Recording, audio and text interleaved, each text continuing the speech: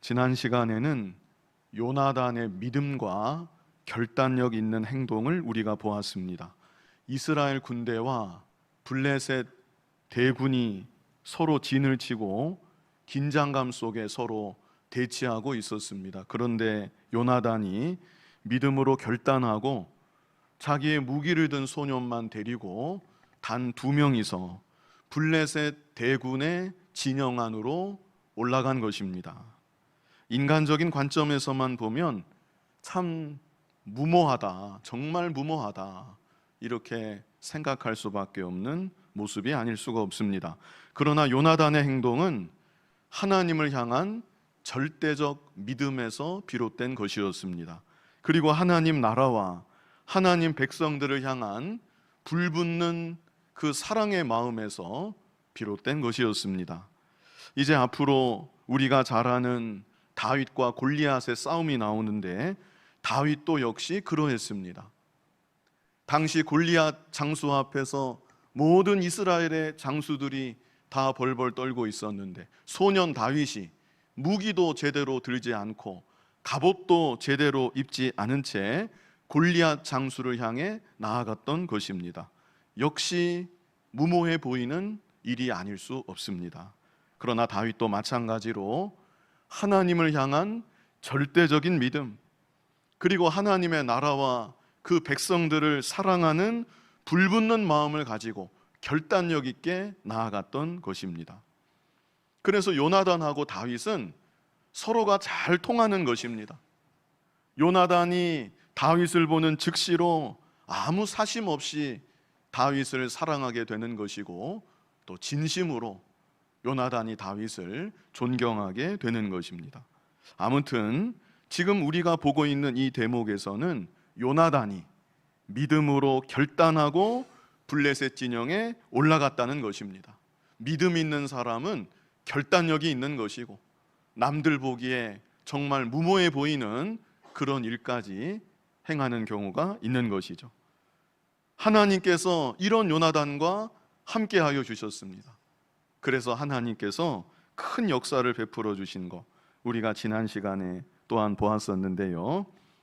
자, 15절로 우리가 지난 시간 이 말씀을 끝맺었습니다.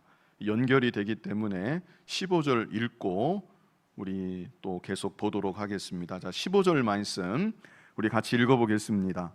들에 있는 진영과 모든 백성들이 공포에 떨었고 부대와 노략군들도 떨었으며 땅도 진동하였으니 이는 큰 떨림이었더라. 자, 블레셋 진영을 말하는 것입니다. 하나님의 초자연적인 두려움이 블레셋 진영을 덮어버리게 된 것이죠. 그래서 여기 말씀한 것처럼 들에 있는 진영과 모든 백성들이, 블레셋의 군사들이 공포에 떨었다. 부대와 노략군들도 떨었으며, 우리 앞에서 블레셋 본진에서 노략하는 무리 3무리가 나갔다고 했는데 이들은 아주 불량한 사람들입니다. 그런데 이런 불량한 자들도 하나님이 내리시는 이 초자연적인 두려움으로 인해서 떨게 되었다는 것이죠. 그뿐 아니라 땅도 진동하였으니 이는 큰 떨림이었더라. 블레셋 진영이 다 진동하는 하나님의 정말 놀라운 역사가 이 담대하게 믿음으로 나아가는 요나단과 함께하여 주셨던 것이지요. 자, 그래서 이어지는 16절 말씀 우리 같이 한번 읽어보겠습니다. 베냐민 기브아에 있는 사울의 파수꾼이 바라본즉 허다한 블레셋 사람들이 무너져 이리저리 흩어지더라. 사울은 조금 떨어져 있는 지역에 이렇게 머물러 있었는데 그 사울의 파수꾼이 있었습니다. 높은 망루 같은 데 올라가서 아마 블레셋의 본진을 살피고 있었겠는데, 바로 이전까지는 그 진영이 위용을 갖추고 질서정연하게 있었는데 갑자기 진영이 다 무너져 내리고 혼란스러운 모습이 멀리서도 보였던 것입니다. 그래서 이 파수꾼이 사울에게 보고를 했겠죠. 자, 그때 사울이 어떻게 했는가? 우리 17절 말씀 같이 읽어보겠습니다. 사울이 자기와 함께한 백성에게 이르되 우리에게서 누가 나갔는지 점호하여 보라 하여 점호한즉 요나단과 그의 무기를 든 자가 없어졌더라. 누가 나가서 저리로 갔는지 한번 점호하여 보라. 이렇게 사울이 지시를 했죠. 점호하여 보았더니 두 사람이 빠집니다. 다른 사람은 다 제자리에 있고 이스라엘 군대에서 두 사람이 빠지는데 요나단과 요나단의 무기를 든 소년 두 사람이 없어진 것을 알게 되었다는 것이죠. 자, 18절 말씀 같이 읽어보겠습니다. 사울이 아히야에게 이르되 하나님의 궤를 이리로 가져오라 하니 그때에 하나님의 궤가 이스라엘 자손과 함께 있음이니라. 자, 이것은요 조금 엉뚱한 행동입니다. 사울이 갑자기 하나님의 궤를 가져오라고 이렇게 말을 합니다. 여기 아히야는 제사장인데요, 제사장에게 하나님의 궤를 가져오라. 왜 이랬을까요? 아마도 사울의 마음에 하나님의 궤를 가지고 이제 큰 전쟁이 일어날 것 같은데 이 궤를 가지고 전쟁에 나가야 되겠다, 이런 생각이 있었던 것 같습니다. 그런데 우리가 잘 아는 대로 엘리 제사장 때 하나님을 신실하게 믿고 의지하는 믿음은 없으면서 그저 하나님의 궤만 가지고 나가면 다 되는 줄 알고 하나님의 궤만 가지고 나아갔을 때 전쟁에서 패하였고 하나님의 궤까지도, 언약궤까지도 빼앗겼던 일이 있었습니다. 그런데 사울이 역시 그와 같은 전철을 밟으려고 하는 것입니다. 지금 사울에게는 하나님을 의지하는 믿음은 없습니다. 그저 자기가 생각할 때 피하고 싶었지만 전쟁이 이제 일어날 것 같은데 하나님의 궤를 좀 가져다 두면 좀 불안한 마음이 추스러지지 않겠는가, 뭐 이런 생각을 하였던 것이죠. 자, 그런데 이어지는 19절 같이 한번 읽어보겠습니다. 사울이 제사장에게 말할 때 블레셋 사람들의 진영에 소동이 점점 더한지라 사울이 제사장에 이르되 내 손을 거두라 하고 갑자기 돌변했습니다. 바로 전에는 하나님의 궤를 가져오라 하였다가 또 여기 19절에는 제사장에게 말하는데 내 손을 거두라. 정말 사울이 하나님을 의지하는 마음으로 하나님의 궤를 가져가려는 생각이었다면 무조건 가지고 가야 되는 것입니다. 그러나 그것이 아니었다는 것이 여기 분명히 드러나고 있는 것이죠. 아마 여기 말씀한 것처럼 블레셋 사람들의 진영의 소동이 점점 더한지라 이렇게 말씀했죠. 그래서 사울의 마음이 안심이 되었던 것 같습니다. 이제는 필요 없겠다. 그래서 가지고 올 것 없다. 애시당초에 하나님을 의지하는 마음은 사울에게 없었던 것이죠. 자, 20절 말씀 같이 한번 읽어보겠습니다. 사울과 그와 함께한 모든 백성이 모여 전장에 가서 본즉 블레셋 사람들이 각각 칼로 자기의 동무들을 침으로 크게 혼란하였더라. 이제 직접 가서 보았더니 참 이런 놀랍다고 해야 될까요? 참 너무나 참 신기한 광경이 펼쳐져 있는 것입니다. 블레셋 사람들이 눈에 뭐가 씌운 사람들인 것처럼 서로가 칼을 겨누고 서로가 서로를 죽이고 있었다. 큰 두려움이 그들의 진영을 덮치고 그들의 마음을 덮쳤는데 하나님께서 어떻게 역사하셨는지 자기들끼리 칼을 들고 적인 줄 알고 그렇게 싸우면서 동무들을 치고 있었다. 이런 광경을 이제 사울이 보게 되었던 것이죠. 자, 그리고 21절 우리 같이 읽어보겠습니다. 전에 블레셋 사람들과 함께하던 히브리 사람이 사방에서 블레셋 사람들과 함께 진영에 들어왔더니 그들이 돌이켜 사울과 요나단과 함께한 이스라엘 사람들과 합하였고, 이 블레셋이 오랜 세월 이스라엘 지역에 주둔하면서 이스라엘을 많이 괴롭히고 있었습니다. 그래서 이스라엘 사람들 중에는 블레셋 군대에 합류한 자들이 있었다는 것입니다. 그런데 이들이 여기 21절에 그랬죠. 그들이 돌이켜 사울과 요나단과 함께한 이스라엘 사람들과 합하였다. 이제 마음을 돌이켜서 이스라엘 군대로 다시 돌아오게 되었다는 것입니다. 그것만이 아닙니다. 자, 22절 말씀 같이 읽어보겠습니다. 에브라임 산지에 숨었던 이스라엘 모든 사람도 블레셋 사람들이 도망함을 듣고 싸우러 나와서 그들을 추격하였더라. 그리고 앞에서 우리가 보았지만 이스라엘 백성들이 사방에 다 숨어 들어갔다고 했습니다. 굴에 숨었고 바위 틈에 숨었고 수풀에 숨었고 웅덩이에도 숨었고, 그렇게 두려워하던 이스라엘 백성들이 숨어있던 그 자리에서 다 나와서 함께 도망가는 블레셋을 추격하였다는 것입니다. 참 얼마나 놀라운 일이 일어났는지 모릅니다. 이것이 어디에서 시작이 되었는가? 물론 하나님의 역사인데 요나단 한 사람의 믿음, 요나단 한 사람의 결단, 요나단이 믿음으로 결단해서 이 한 사람 담대하게 나아갈 때 먼저는 무기 든 소년이 요나단을 따라 나왔고, 그것만이 아니라 하나님께서 블레셋으로 하여금 큰 두려움에 빠지게 하였고, 그리고 적군에 붙어있던 이스라엘 백성들 돌이키게 만들었고, 숨어있던 이스라엘 백성들 용기를 내어 다 나오게 하였다는 것입니다. 이스라엘 백성들 모두가 한마음 한뜻이 되어서 이제 블레셋과의 전쟁을 제대로 치르게 된 것입니다. 요나단 한 사람의 믿음과 결단을 통해서 하나님께서 이런 크신 역사가 일어나도록 인도하여 주신 것이죠. 저와 여러분도 이 요나단과 같은 한 사람 한 사람이 다 되었으면 좋겠습니다. 우리가 다 똑같이 요나단이 행했던 이런 대단한 역사는 이루지 못한다 할지라도 연약한 사람에게 힘을 주는 사람, 그 사람이 바로 요나단과 같은 사람입니다. 주저앉아 있는 사람에게 용기를 주는 사람, 격려하는 사람, 그래서 다시 일어날 수 있도록 도와주는 사람, 그 사람이 바로 요나단과 같은 사람인 것입니다.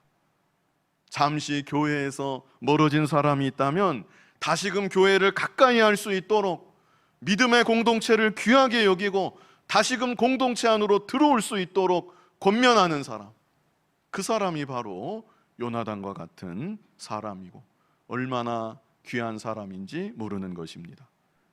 우리들 모두가 먼저는 내 자신이 하나님을 충성되게 잘 섬겨 나아가야 되겠고, 그뿐 아니라 나의 주변을 돌아보면서 연약한 지체들, 주저앉아 있는 지체들, 뒤에 처져 있는 지체들, 그들에게 힘을 북돋아주고, 그래서 다 함께 믿음의 길을 걸어갈 수 있도록 그렇게 선한 영향력을 미칠 수 있는 저와 여러분이 다 되었으면 좋겠습니다.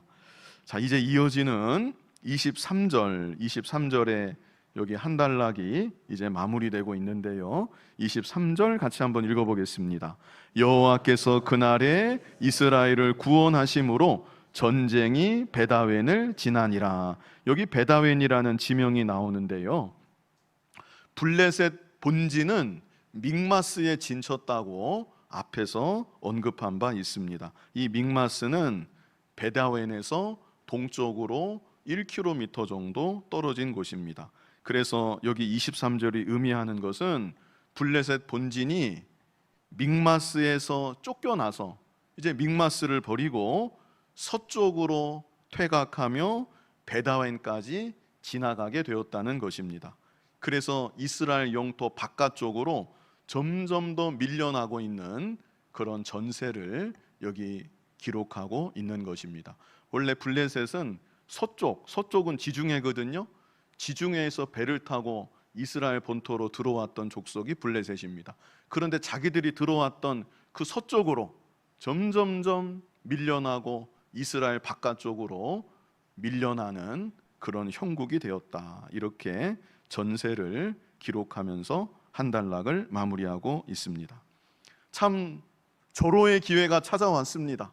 온 이스라엘이 하나가 되었는데 이 여세를 몰아서 블레셋을 아예 본토 바깥으로 내쫓을 것만 같은 그런 기세고 분위기다, 우리가 생각할 수 있는 것이죠. 그런데 여기 24절부터 이런 좋은 분위기에 찬물을 꼈는 것 같은 그런 사건이 나옵니다. 그것이 바로 오늘 제목에 있는 대로 사울의 맹세인데요, 아주 어리석은 맹세입니다. 요나단은 백성들을 격려하고 용기를 북돋아주고 하나가 되게 하는 그런 역할을 했다면, 사울은 반대로 이 좋은 분위기에 찬물을 끼얹는 그런 모습을 이제 24절부터 보여주고 있는 것입니다. 자, 24절 말씀 우리 같이 한번 읽어보겠습니다. 이날에 이스라엘 백성들이 피곤하였으니 이는 사울이 백성에게 맹세시켜 경계하여 이르기를 저녁 곧 내가 내 원수에게 보복하는 때까지 아무 음식물이든지 먹는 사람은 저주를 받을지어다 하였음이라. 그러므로 모든 백성이 음식물을 맛보지 못하고. 참 안타까운 일입니다. 그 전쟁하는 군인들 얼마나 피곤하고 고단하고 허기지겠는데, 중간중간에 먹을 것이 있으면 먹어서 체력을 보충해야 될 것 아니겠습니까? 그랬다면 더 힘있게 블레셋을 소탕해서 더 큰 승리를 거둘 수 있었을 것 같은데, 여기 사울이 자기 마음대로 음식을 먹지 못하게 하였다는 것입니다. 저녁 때까지 먹지 말아라, 그러면서 맹세까지 하도록 시켰습니다. 아마 이런 식의 맹세가 아니었겠나 모르겠습니다.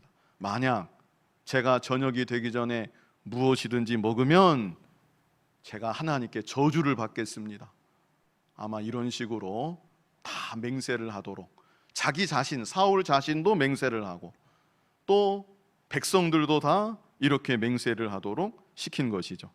그래서 모든 백성들이 이거 배가 고파도 음식물을 먹지 못하고 피곤하고 기진하게 되었던 것이죠. 자, 사울이 왜 이런 맹세를 하게 했을까요?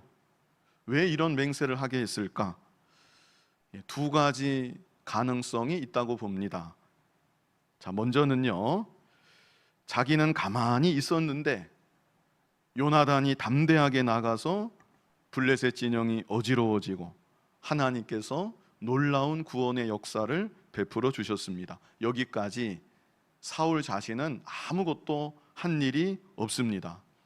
그래서 이대로 전쟁에서 크게 이기게 되면 자기에게는 영광이 안 돌아갈 것 같기 때문에 그런 좁은 마음에 군사들에게 음식을 먹지 말라, 그랬을 가능성이 있다고 여겨집니다. 어디서 그런 뉘앙스가 느껴지는가? 여기 24절을 잘 보시면요, 저녁 때까지 먹지 말라, 그런 의미인데 저녁 곧 그 다음에 뭐라고 했습니까? 내가 내 원수에게 보복하는 때까지 아무 음식물이든지 먹는 사람은 저주를 받을지어다. 자기가 나오는 것을 볼 수 있습니다. 내가 내 원수에게 보복하는 때까지, 지금까지 아무것도 안 했는데 내가 뭔가 할 때까지 먹는 사람이 있으면 다 저주를 받는다. 그래서 사울은 나라가 승리하는 거, 백성들이 평안해지는 거, 하나님께 큰 영광이 돌아가는 거, 그것보다 더 중요하게 생각한 것이 자기가 영광 받는 거, 자기가 승전했다고 알려지는 거, 그것을 먼저 생각한 것을 우리가 볼 수 있습니다. 지금 자기 없이 너무나 잘 되어 가고 있는데, 지나치게 큰 승리를 거두어 가고 있는데, 사울은 여기에 어떤 불안함을 느꼈던 것이죠. 그래서 은근히 방해하는, 이게 100%는 아닙니다. 인간의 심리라는 건 아주 오묘한 것이죠. 그래도 명색이 왕인데 이걸 노골적으로 100% 이런 마음만 있지는 않았을 것입니다. 마음 한켠이 왠지 씁쓸한, 나 없이 이렇게 잘 되는구나, 나 없이 이렇게 큰 승리를 거두는구나, 왠지 불안하고 씁쓸하고, 그래서 은근슬쩍 방해하는 그런 지시를 내렸을 가능성이 있다. 이게 첫 번째 가능성이고요. 다음으로 두 번째는, 이 군사들이 음식을 먹으려고 하면 그 시간이 낭비되기 때문에 시간을 아끼기 위해서 너희들 지금 그럴 새가 어디 있느냐? 어서 빨리 쫓아가서 블레셋을 섬멸해야 된다. 이렇게 백성들을 혹독하게 내몰았다. 아마 이런 측면도 있었을 것입니다. 저는 이 두 가지가 다 있었다고 봅니다. 이것 외에도 우리 사람의 심리는 복합적이기 때문에 여러 가지 생각이 있었겠지만 크게는 이 두 가지. 어느 게 더 컸는지는 뭐 거기까지는 모르겠습니다.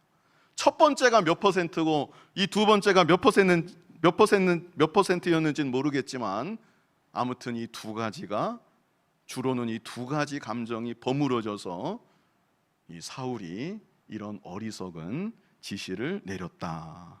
이렇게 우리가 생각할 수 있을 것 같습니다. 참 정말로 어리석은 지시였고 게다가 맹세까지 하게 했죠. 이것은 아주 잘못된 것입니다. 자신이 내리는 지시를 하나님의 기록된 말씀과 거의 대등한 수준으로 올려놓는 것입니다.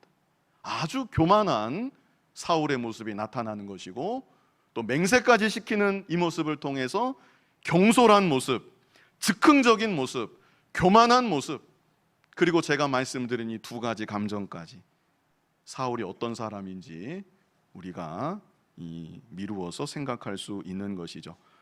한마디로 이 모든 근원에는 자기 중심적인 생각이 있는 것입니다.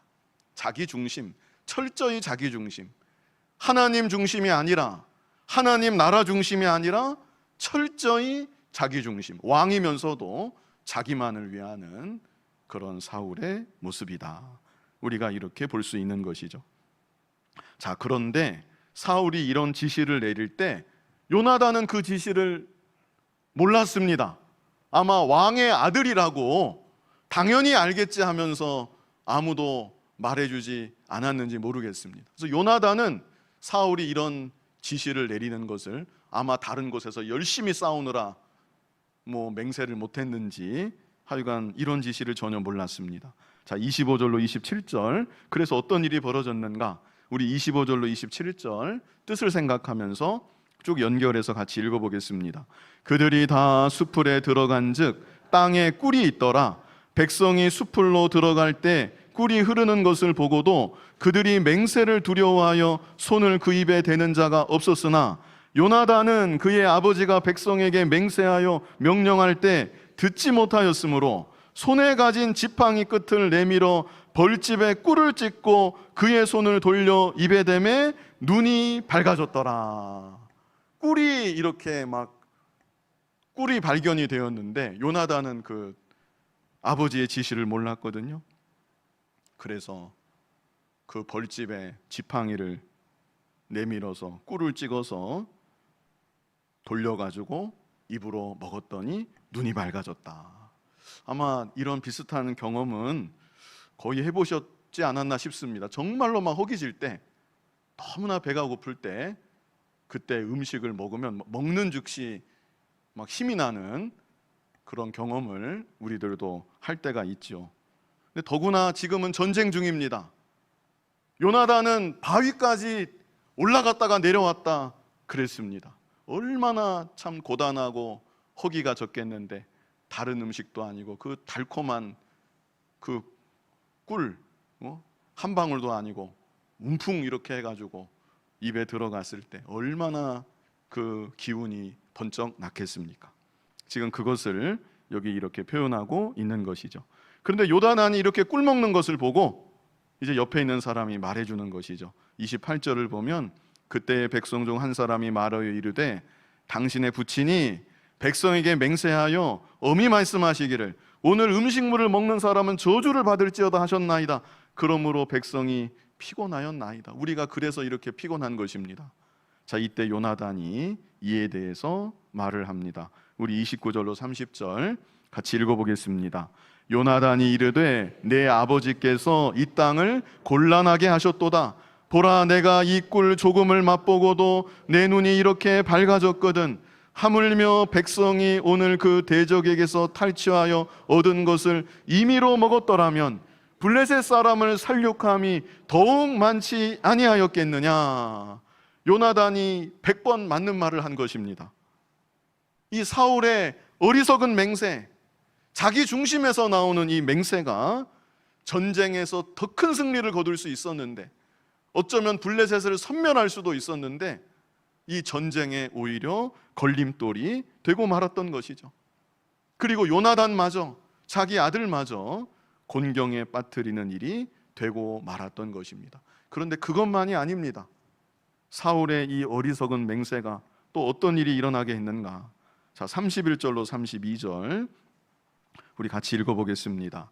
그날에 백성이 믹마스에서부터 아얄론에 이르기까지 블레셋 사람들을 쳤으므로 그들이 심히 피곤한지라 백성이 이에 탈취한 물건에 달려가서 양과 소와 송아지들을 끌어다가 그것을 땅에서 잡아 핏째 먹었더니, 자, 먼저 31절은요 저녁이 되었다는 것을 말해주는 것입니다. 시간이 흘러서 이런 일들을 하고 이제 시간적으로는 저녁이 된 것이죠. 사울의 맹세에 더 이상 얽매이지 않게 된 것입니다. 그래서 허기진 이 군사들이 당장에 뭐든지 지금 먹어야 살 판인데 전리품들 챙기다가 양, 소, 송아지들을 보고 흥분해서 이성을 잃어버리고 그냥 그 자리에서 잡아다가 피를 제대로 제거하지도 못하고 그냥 핏째 고기를 먹었다는 것이죠. 잘 아시는 것처럼 구약의 율법을 보면 피를 먹지 말라고 명하신 그 금령이 자주 나옵니다. 제가 대표적인 한 구절 같이 읽어보겠는데요, 레위기 17장 10절 우리 같이 읽어보겠습니다. 이스라엘 집 사람이나 그들 중에 거류하는 거류민 중에 무슨 피든지 먹는 자가 있으면 내가 그 피를 먹는 그 사람에게는 내 얼굴을 대하여 그를 백성 중에서 끊으리니, 이렇게 엄하게 명하셨습니다. 피를 먹는 그 사람에게는 내 얼굴을 대하여 그를 백성 중에서 끊어버리겠다. 자, 그리고 11절 말씀도 같이 읽어보겠습니다. 육체의 생명은 피에 있음이라 내가 이 피를 너희에게 주어 제단에 뿌려 너희의 생명을 위하여 속죄하게 하였나니 생명이 피에 있으므로 피가 죄를 속하느니라. 아멘. 자, 피를 먹지 말라고 하셨는데 고기에 피가 조금 묻어 있는 거, 그런 거 먹으면 안 된다, 그런 뜻이 아닙니다. 여기 핏째 먹었다는 표현이 있지요. 또 다른 곳에는 실제로 금령을 내릴 때 핏째 먹지 말라 이렇게 말씀하셨습니다. 그래서 이것은 피를 막 그냥 마신다든지 핏덩어리를 그냥 움풍 떠서 먹는다든지 그런 것을 금하는 것입니다. 왜 금하셨는가? 두 가지 이유가 여기 11절에 있습니다. 여기 11절에 피를 먹는 거 금하신 이유가 11절에 두 가지가 있는데요, 제일 앞에 먼저 한 가지 이유가 나와 있죠. 어떤 이유입니까? 육체의 생명은 피에 있음이라. 바로 이것입니다.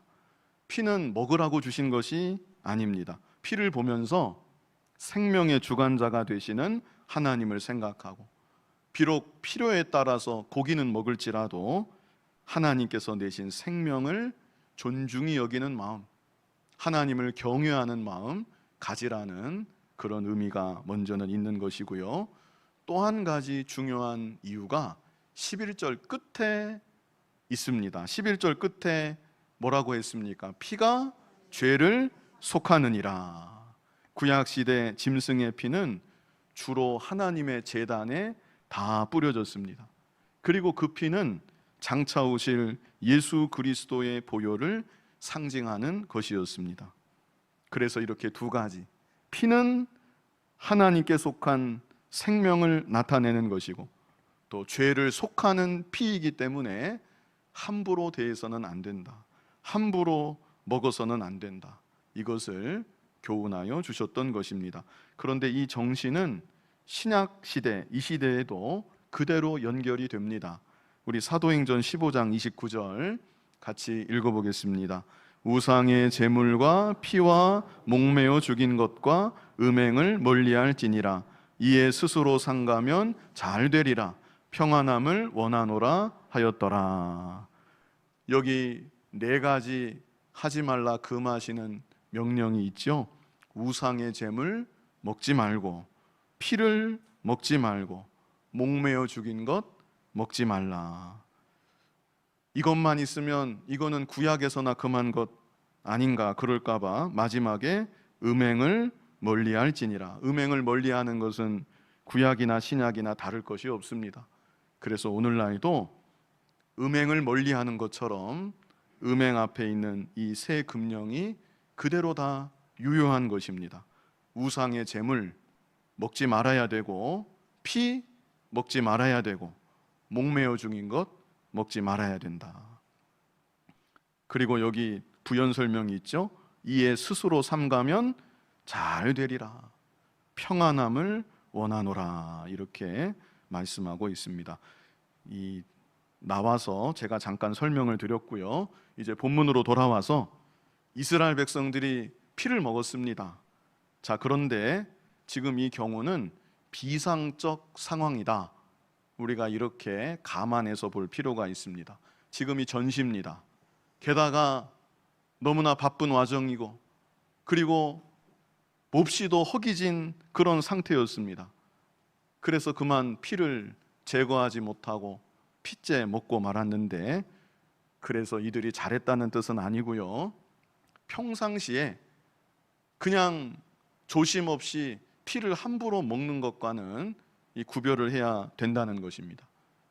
뭐 잘못은 했지만 평상시에 그렇게 막 일부러 먹는 것하고는 종류가 다른 것이죠. 뒤에 나오지만 다윗의 경우 그를 따르는 부하들과 함께 도망 다니면서 몹시도 배가 고팠을 때가 있었는데, 그때 제사장이 성전에 바쳐진 진설병, 제사장만 먹을 수 있는 진설병 있었는데 그것을 주어서 먹게 한 일도 있었습니다. 제가 왜 이런 말씀을 드리는가 하면, 본문에서 백성들이 급하게 먹느라 피를 제하지 못하고 먹은 거, 엄밀하게 따지면 잘못한 일입니다. 하나님 앞에 죄 지은 것입니다. 그러나 백성들의 잘못보다 더 큰 잘못이 누구에게 있는가? 제가 이 말이 하고 싶은 것입니다. 누구에게 더 큰 잘못이 있습니까? 사울에게 있다는 것입니다. 이 더 큰 책임이 사울에게 있다. 왕으로서 백성들의 상황을 잘 살펴야 되고, 백성들로 하여금 전쟁을 잘 수행할 뿐 아니라 죄짓지 않도록 왕이 그것을 미리 알고 처분을 잘 했어야 되겠는데, 왕이 오히려 죄를 짓기 쉬운, 미혹에 넘어가기 쉬운 그런 조건을 만들어준 격이 된 것입니다. 그래서 사울에게, 지도자에게 더 큰 책임이 있다. 잘못의 경중으로 따지면 사울이 더 큰 잘못을 했다. 우리가 이렇게 이 사건을 바라봐야 되는 것입니다. 그런데 사울이 백성들이 피를 먹었다는 소식에 어떻게 반응을 했는가? 우리 33절 같이 한번 읽어보겠습니다. 무리가 사울에게 전하여 이르되, 보소서 백성이 고기를 피째 먹어 여호와께 범죄하였나이다. 사울이 이르되, 너희가 믿음 없이 행하였도다. 이제 큰 돌을 내게로 굴려오라 하고. 사울이 뭐라고 했습니까? 너희가 믿음 없이 행하였도다. 자기는 무슨 믿음이 있나요? 자기도 믿음 없으면서, 피 먹은 거 보면서 너희가 믿음 없이, 얼마나 고단하고 힘들고 허기지고 눈이 다 돌아가고 그랬을 텐데 그거 이해할 생각은 안 하고 너희가 믿음 없이 행하였도다. 정말 사울이 지도자라면, 내가 큰 잘못을 저질렀구나, 내 중심적으로 내 생각만 하고 억지로 맹세를 하게 시켰는데 내가 큰 잘못을 저지르고 말았다. 너희들이 얼마나 배가 고프고 고생을 했겠느냐. 이 모든 잘못은 나에게 있다. 왕으로서 자기가 먼저 회개하고 백성들도 함께 회개하도록 그렇게 했어야 그게 왕으로서 바른 모습이라고 할 수가 있겠죠. 그런데 사울은 자기는 돌아볼 줄 모릅니다. 자기 잘못은 전혀 생각하지 못합니다. 자신의 눈에는 들보가 있는데 그 들보는 보지 못하고 남의 눈에 티만 보고 빼려고 하는 그런 모습인 것이죠. 그리고 나서 이제 큰 돌을 내게로 굴려오라. 자, 이것은 여기 34절까지 보면 나오는데 이제 이 큰 돌에서 짐승을 다 잡아서 피를 쏟도록, 피를 제거하도록 하게 하기 위함이었습니다. 이 부분만큼은 사울이 잘했습니다. 잘한 것은 잘한 거니까 이제 더 이상 죄를 짓지 못하도록 공식적으로 이제 경계하고 이제 죄를 안 짓도록 적절한 조치를 왕으로서 취한 것이죠. 이 부분만큼은 아주 한 일부인데 이 부분은 사울이 잘했다. 자, 34절 같이 한번 읽어보겠습니다.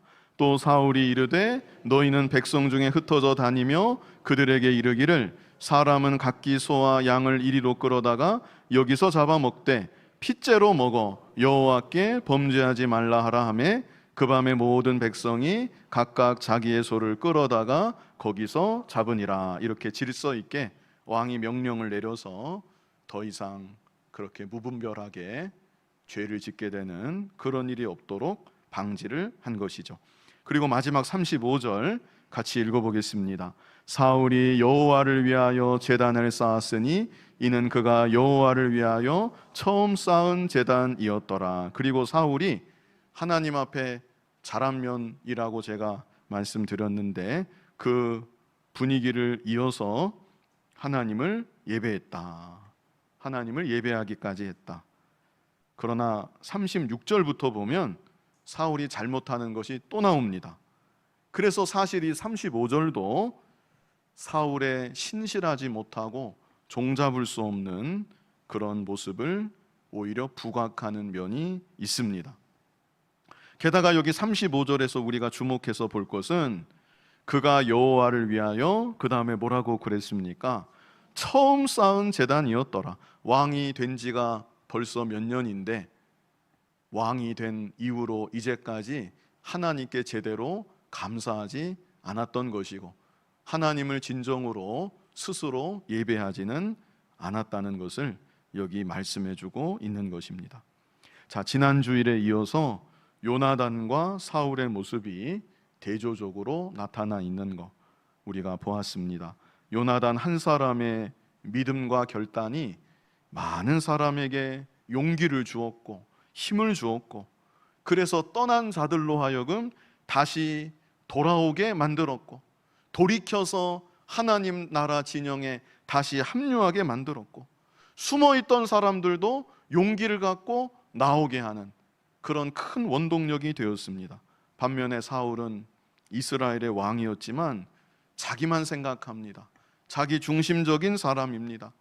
자기 중심적으로 잘못된 맹세를 하도록 하였고 그래서 그로 인하여 전쟁에 오히려 걸림돌을 만들고 믿음의 사람 요나단으로 하여금 곤경에 빠지게 만들고 그리고 많은 백성들로 하여금 하나님 앞에 죄를 짓게 만드는 그런 역할을 한 것을 우리가 보았습니다. 우리는 사울과 같은 그런 모습이 조금이라도 되어서는 안 됩니다.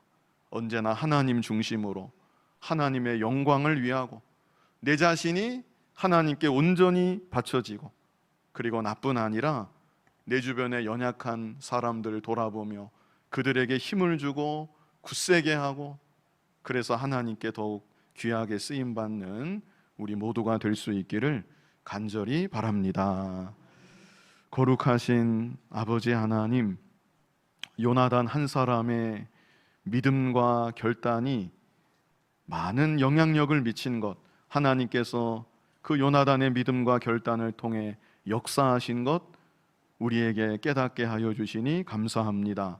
우리도 살아가는 날 동안 하나님을 사랑하고 하나님을 절대적으로 신뢰하며 내 자신을 하나님께 온전히 드리는 삶 더욱 힘써 살아가게 하여 주시고 나뿐만이 아니라 주변을 돌아보아서 연약한 사람, 지친 사람 북돋아주고 격려하고 힘을 주고 그래서 다 함께 하나님 나라 구원 운동을 잘 이루어 나아가는 우리 모두가 될 수 있도록 은총을 베풀어 주시옵소서. 예수님 이름으로 기도하옵나이다. 아멘.